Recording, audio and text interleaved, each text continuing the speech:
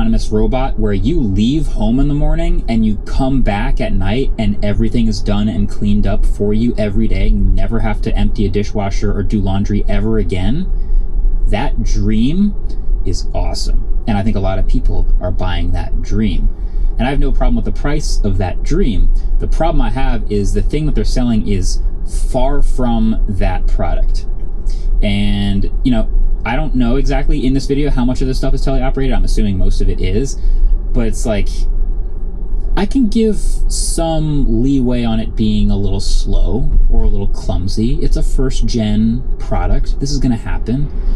But if you're an early adopter, you want it to at least work.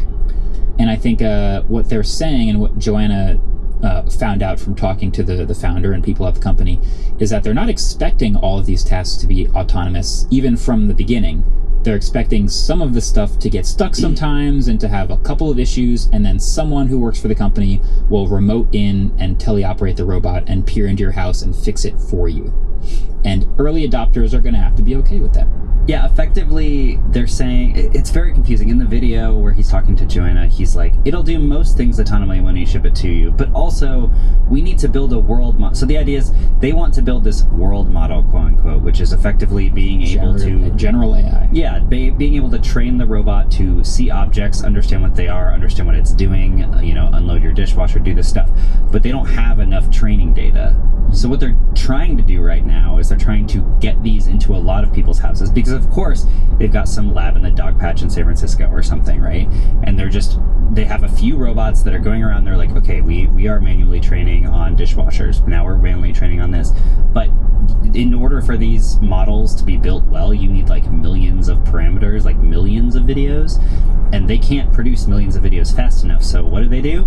Oh, we'll sell a robot that is in way more people's homes, and we'll create the training data in people's homes, which so you're selling a product for $20,000 that doesn't do the thing, so that other people can build your product for you, so that eventually you'll be able to sell it to people that it can actually do the thing. And even it's like on the hope that it can eventually do that, because they don't have all the parameters in there. It's this like, don't worry, it'll work once we get all of this, but you guys need to spend $20,000 and teach it for us. This is the AI product problem. It's been happening before. This is what happened to the humane pin. This is what happened to the rabbit, which is the promise of it working someday in the future is dependent on getting all of the data and all of the systems to work eventually.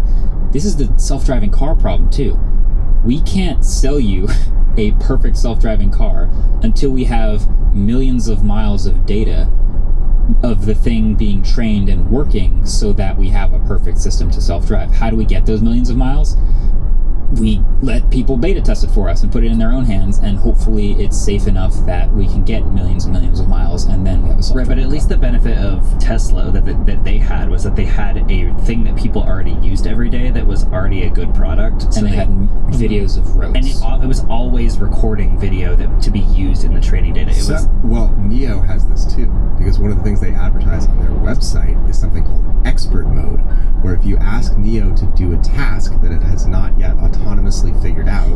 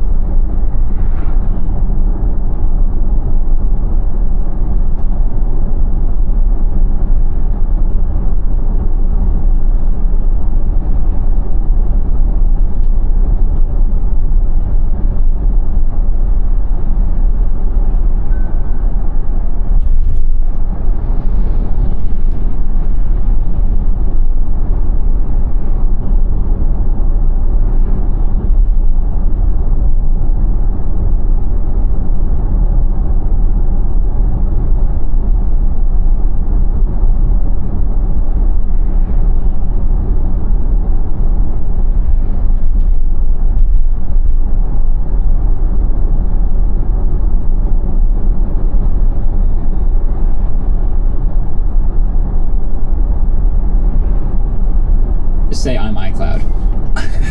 I'm your iCloud password. Your full Yeah.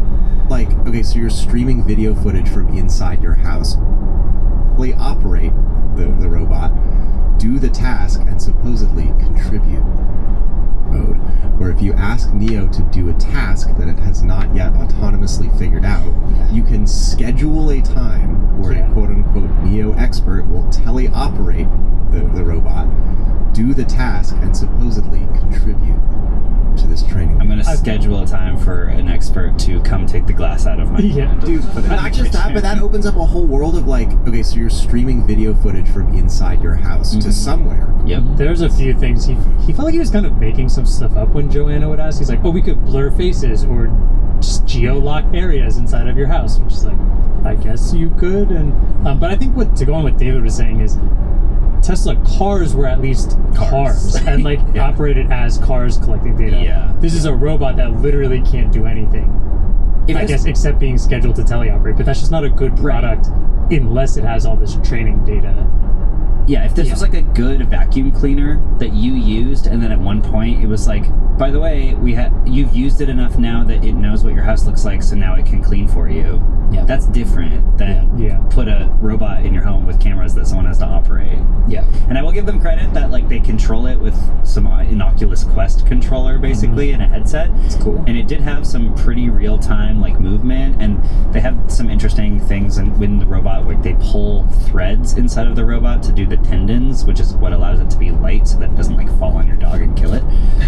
66 pounds. Yeah, 66 pounds is quite light, but that also means that it can't apply a lot of force. So Joanna in the video tried to get it to crack a what kind of nut? Like a walnut, and it would not crack it. I think that's fair because like I can't crack a walnut with my hand. So yeah, but I mean it can't apply that much pressure. I'm glad it can't apply that much pressure. That is also true. Yeah, that's true. You don't want it to strangle you. There's a whole movie about this, and I'm begging founders. Wait, which movie are you? iRobot. Okay, because there's iRobot. There's also Ex Machina. Yeah. Oh yeah.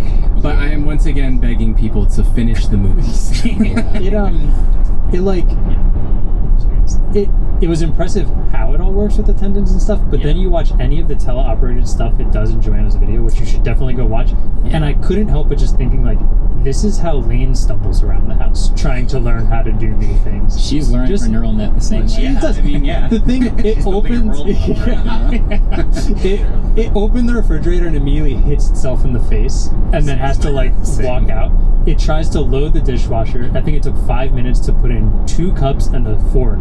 And the way it's, but the way it's squatted down to get the dishwasher door is just like, it's not even close to being what a human would do to do these things. I worry less about the speed that it can do tasks, because if it's like doing it autonomously, then it's just sort of in the like background. Yeah, it's like if it takes me 2 minutes to render a video or an hour to render a video, but it's not due till next week. Agreed. I don't really care. My analogy is remember that analogy we had of like a crank computer? It's like if you could crank computer render a video like this in 15 minutes, or if you could just have it do it automatically in an hour, I would take the hour. Even though it's slower, I just don't want to have to spend I think it was less about the time and more about just like how clearly it wasn't operating and how a human would operate to do any of those things, despite being controlled by a human in all those scenarios. So now we're expecting next year for it to autonomously learn how to react more like a human and do all of it.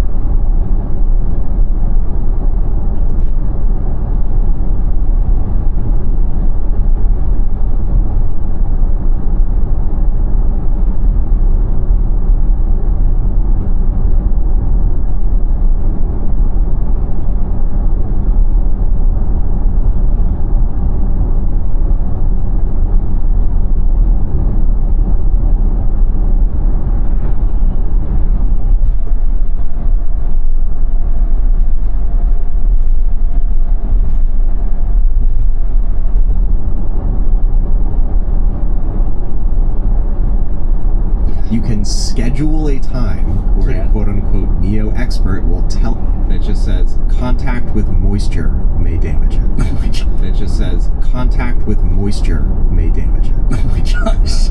Clean up, which implies doing the dishes. They don't say like how clumsy this thing tends to look. One of the things in the an actual human who do any of those things, despite being controlled by a human in all those scenarios. So now we're expecting or an hour to render a video, but it's not due till next week. Agreed. I don't really care. My analogy is if you had, remember that analogy we had of like a crank computer? It's like if you could crank computer render a video like this in 15 minutes, or if you could just have it do it automatically in an hour, I would take the hour. Yeah. Even though it's slower, I just don't want to have to spend I think it was Right. less about the time and more about just like how clearly it wasn't operating and how a human would operate to do any of those things, despite being controlled by a human in all those scenarios. Yeah. So now we're expecting next year for it to autonomously learn how to react more like a human and do all of those things. When right now, in presumably a year within this launching, an actual human who knows how to do those things can't even control it correctly. That Seems fair point. just not even remotely Fair point. close. Have you guys looked at the FAQ yet? No, So I cannot imagine. Andrew, like going off your point of like how clumsy this thing tends to look, one of the things in the FAQ is like, can Neo cook for me? To which they're like, it's not going to be allowed to use your stove. Yeah, that's which is like, cool, that's good, that's safe. And then they're like, but Neo can help you clean up, which implies doing the dishes. They don't say do the dishes. There's a video then of doing There's dishes. this video of it The doing next dishes. 2 FAQ points are like, do not get this thing wet. Oh, really? Its hands are waterproof, No. but it says the rest of the unit is not. And then there's an FAQ that says, can Neo be used outside? And it just says, contact with moisture may damage it. Oh my gosh. Which is funny because there's a video of it What about- outside watering plants. Which also, Yeah. I just want to add, love the idea that it can clean my toilet. You know, no one likes, actually some people like cleaning their toilets. There's like a whole TikTok thing. But is that knit washable? Like, I don't want it to clean my toilet if it just has Just poop and pee on moldy it forever. Neo You know, and I can't find that information anywhere. Interesting. Patinas. Patinas. It also, she asked it, Joanna was asking the CEO some questions, and right after showing that it does dishes, he was like, oh, it can't pick up sharp objects. So it's like, okay, it can do all my dishes except for knives and pointy Yeah, forks. I'm cool with that though. I don't want it. I don't want it doing that, but that's not doing the dishes. If 10% of the dishes you can't do because now they're pointy. Doing the dishes is like a very delicate. Like you drop one dish and you messed up. Yeah. Big time. And then there's pointy objects everywhere. Yeah. And do you think that thing And it could can't clean clean off that the up. floor? Yeah. No. I don't think that's cleaning glass up off the floor. God, I'm just imagining. You know how we have we've had 2 different types of robots here at the studio. We've had a robot vacuum cleaner, Yeah. which we came back to in the morning and found it like wrapped in cables, like dying in the corner. Yeah. And then we've had Astrobot, Oh god. It was just. which is like a little bit Yeah. more capable. It doesn't vacuum, but it can like bring you a drink if someone is in the other room to hand it a drink first. And like Yes. it has a little security camera and it can rove around and be a helper and has an Alexa and answers questions. Even that was like it would still wrap a cord around its neck and like dive under a desk for no reason. So not a whole lot of success so far in this category. So jumping all the way to, I think basically my thesis is jumping all the way from where we are now, which is this is not real and it's 100% teleoperated, jumping all the way to this is a good product and it's mostly teleoperated and it actually saves you time, is a huge gap. So why did you announce it now instead of when it's done? And the answer is both because we need to generate hype and raise a lot of money, and because we need a lot of training data. And that is the AI product problem of 2025 and beyond. Like that's what happened to Rabbit, that's what happened to the Humane Pin, that's what happened to so many of these others, which is the product is not done. They had a dream and a really good idea and a respectable idea and are people working really hard on it, but they just didn't have the tech that was good enough to sell it as is. Yeah. And so they sold us a horrible product that was not yet done, and that was their demise. My question is like how much funding do they have? Because instead of selling this for $20,000 or $500 a month when it doesn't really know how to do a lot of stuff yet, they should be offering to let people test it for them, or like paying other people to test it for them. You know, because they get enough people. I don't know. I think they would. I think the More than if you entirety paid of 20. the entirety of Twitter Yeah, that's right. would definitely sign up for this. 20 million views. I think we should say something nice.